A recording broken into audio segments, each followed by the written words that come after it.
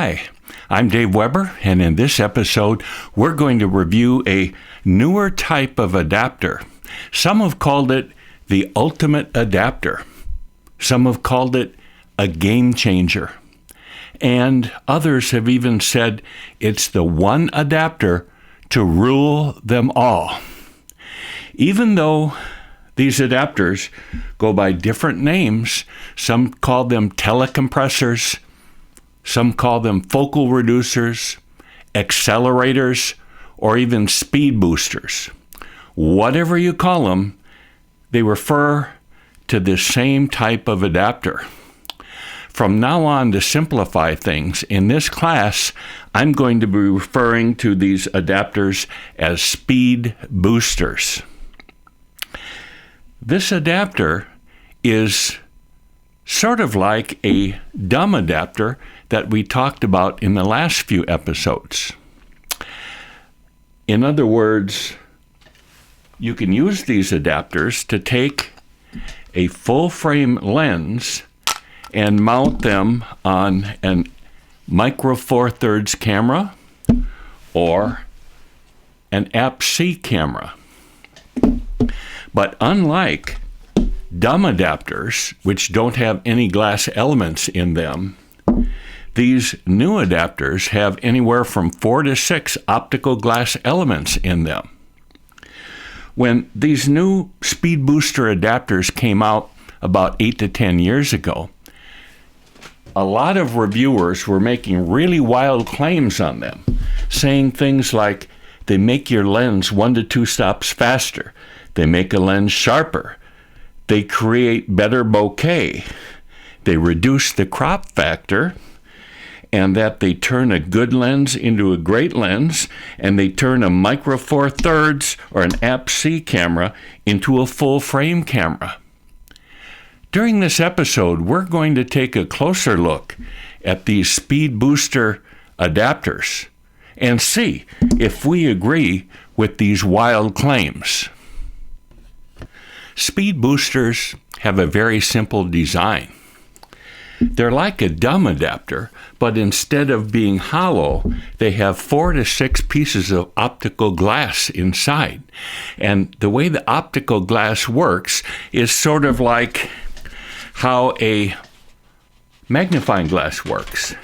The magnifying glass focuses and concentrates the light beam on that piece of paper. Now, that's a very simplistic overview of how a speed booster works. If you want to read more about the details and the science behind a speed booster, in the links section at the end of this episode, I've provided a hot link to a 29-page white paper, which was written by the originator, the designer of speed boosters, Dr. Brian Caldwell. So check that out for more information. All speed boosters are not the same. Some of them have electrical contacts that enable autofocusing, but the majority of speed boosters do not have these electrical contacts, and they will only allow the lens to manually focus. Now, there are 2 main types of speed boosters. The first one is the original 0.71 magnification speed booster. And the second one are the newer 0.67 magnification speed boosters. Let's take a look at the similarities and the differences between these 2 main types of speed boosters. The first thing we're going to look at is field of view. When you put a full frame lens on a mirrorless body that has a smaller sensor than full frame, the dumb adapter combined with the full frame lens will narrow the field of view.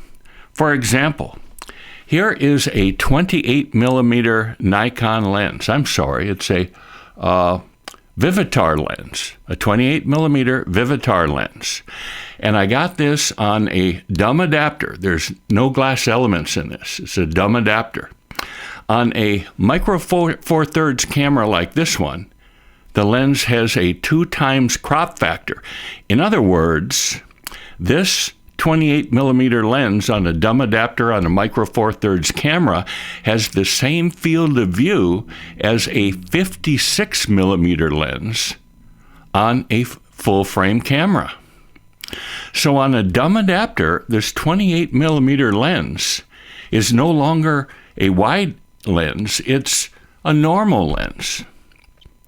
Now, a lot of you are saying, well, I've got these wide-angle lenses, and when I put them on my micro four thirds or APS-C camera, I want them still to remain a wide-angle lens. Well, there's a way you can do that, and that is by using a speed booster.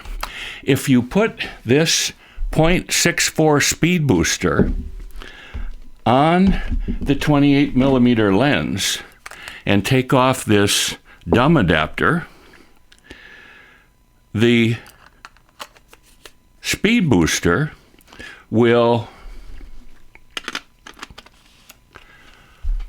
make that 28 millimeter lens pretty close to a 28 millimeter lens. It will keep the field of view fairly close to the original field of view of 28 millimeters.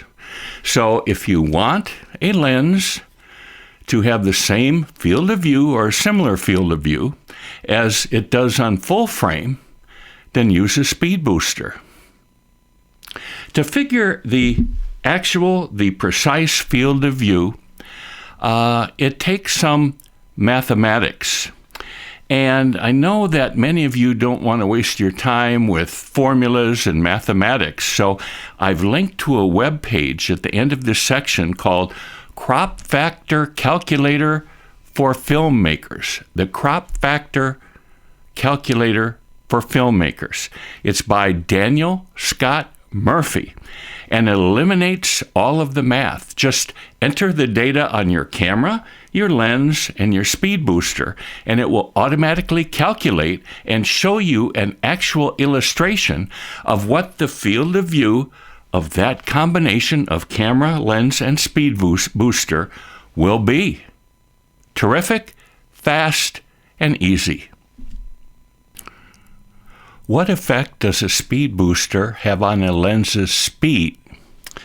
Well, here we've got a 0.71 speed booster, and when you use this, you gain 1 stop of light. Here's a 0.64 speed booster, and if you use this, you will gain 1.3 stops of light. Gain 1 stop with 0.71, gain 1.3 stops with 0.64. Another speed booster claim is that they're supposed to create better bokeh, thinner depth of field, and better bokeh. Now, theoretically, I suppose you do get maybe a little thinner depth of field with a 0.64 times magnification speed booster than with the older 0.71 times magnification speed booster. But maybe you do theoretically, but as far as I'm concerned, from the many pictures that I've taken with both the 0.64 times and the 0.71 times, I don't really see much difference. They both create fabulous and unbelievable bokeh. I love the depth of field in the bokeh that are produced by both the 0.64 and the 0.71, and I'm happy with either one. Now, the last claim that I'm going to talk about is some folks say that speed boosters make the image noticeably sharper. Both the 0.64 times magnification and the 0.71 times magnification speed boosters do increase sharpness in the center of your image. I've noticed it, and it is real. As far as the edges and corners of your image goes, it doesn't make any difference whether you're shooting with a 0.64 or a 0.71. I really don't see any difference based on the magnification factor. But what does affect the edges and corners of your images is who the manufacturer of that speed booster is. We'll talk about this more in the next episode. If I was forced to pick between the 0.71x magnification speed booster and the 0.64x magnification speed booster, which would I pick? It's a hard choice. I own a few copies of each type, and I like both types, but to be honest, the 0.64 times magnification variety of speed boosters have a little bit better field of view. They're a little faster, a little better in low light. They have a thinner depth of field and maybe a little bit better bokeh. They're both excellent, but I guess if I was forced to pick one, I'd probably pick the 0.64 times magnification version by a slight margin over the wonderful 0.71 times magnification speed booster.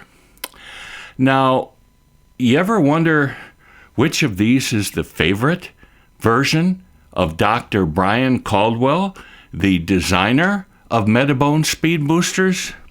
Well, I wondered that too, and I found an actual quote that Dr. Caldwell made in DP Review online on November 18th, 2020. And he said, quote, "And bear in mind the 0.64 times magnification speed booster XL is a considerable improvement over the original 0.71x speed booster for micro four thirds." So there you have it.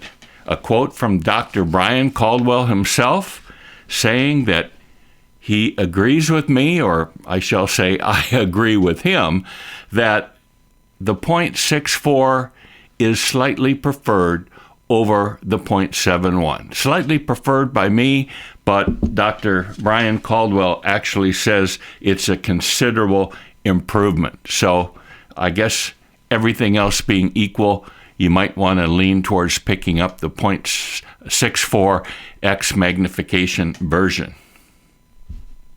Now that you understand how speed boosters work, the next video, Speed Boosters Part 2, will compare and rate the various brands and models of speed boosters.